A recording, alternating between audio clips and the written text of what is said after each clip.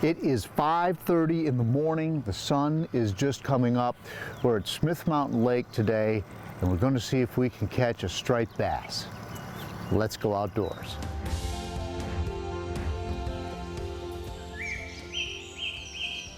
All right, we're going aboard the Papaw this morning. Here we go. Captain Travis, good morning. Good morning. How are you? We're doing fine, fellas. We're going to catch some fish? You got it. All right, let's go. Let's get it. I've been fishing like all my life, 38 years now. Been running charters since 2010, and took my first charter. That was a catfish trip. The thing about fishing is that when you leave the dock, no matter how pretty it is, you never know if you're going to catch one.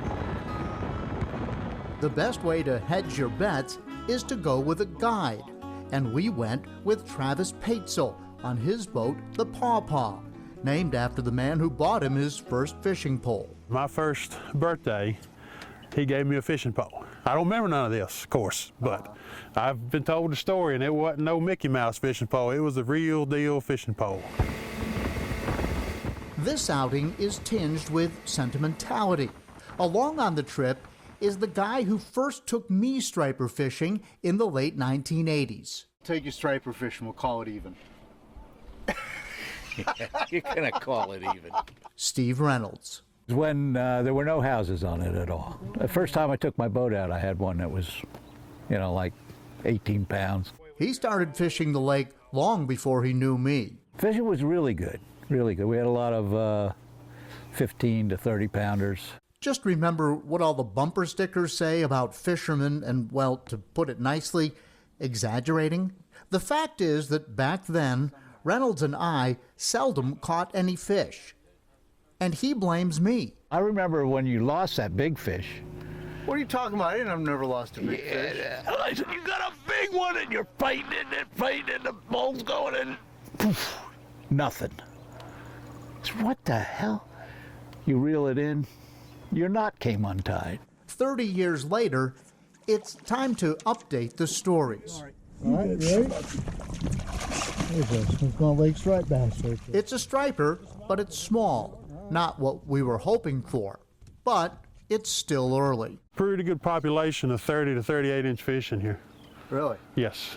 Here he comes. Whoa! The next fish would go to Reynolds. It's a better one. It's a bit bigger. What do you think?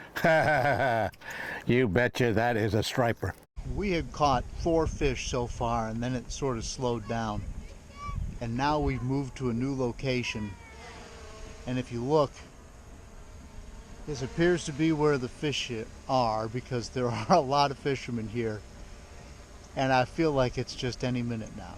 Naturally, all the other boats are catching fish, while we're left to watch the action. We had the same. We had hits, short strikes. But Travis, who spends most days on the lake, promises our time is coming. You got your days, but generally in this lake, you can get a few, even on a bad day. But this lake's a great fishery, man. A part of me wants to be Travis, fishing all the time. It's long hours, but like I said, it's a pretty good office. Where do you get that sitting in a chair? When you have a day off, you go fishing? We plan our vacations around different fish. I love it. I believe it's going to be your catfish. Yeah. You can just tell by the way it was fighting. Yeah, he was rolling and tumbling. John Carlin has never outfished the old man. Never. All the time. Not on a James, not on Smith Mountain Lake. Oh, man. Oh, man. Oh, it's a big one, John! And then the rod bends, and the day's promise is about to make good. Hey, bud. All right, so there's a Smith Mountain Lake striped bass. Probably a good 10 pounder right there. About a 10 pounder.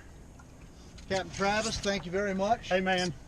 Right? Appreciate y'all coming out here with me. All right. Beautiful fish. That's what makes the day worth it right there.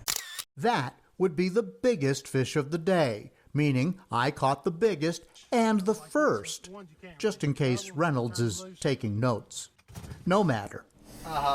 There's a saying that goes that most men spend their whole life fishing, What'd you think, Reynolds? I think it was a fantastic day.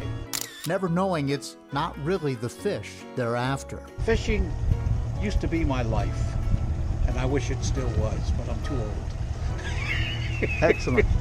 Outdoors, John Carlin, 10 News, working for you.